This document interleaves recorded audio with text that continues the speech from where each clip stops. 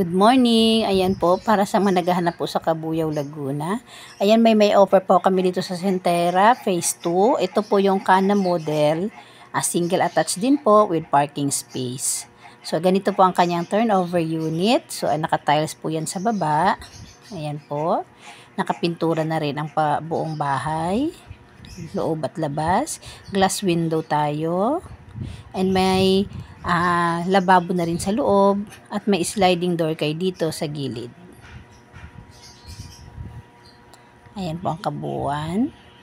Then, ang CR po natin, nakapintura na rin ay naka-tiles. Complete na rin po yan.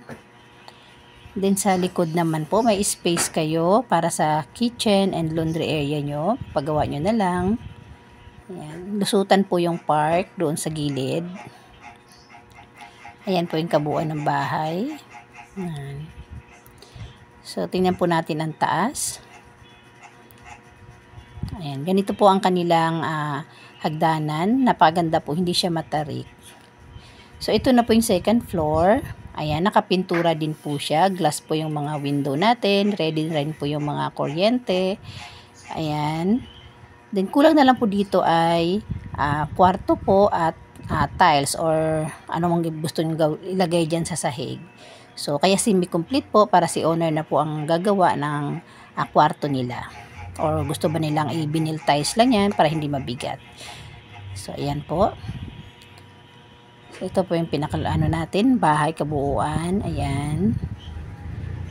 So, ang floor area po nito ay 56.25 square meters. Then, ang lot area po ay 80 square meters. So, ayan. Yan, ito po yung sinasabi ko. Kana model, single attached po siya. So, ito po yung pinaka-location natin. Ongoing land development po. Ayan. Kaya makapag-reserve na ho kayo dito as low as 10,000 pesos. So, tawag na.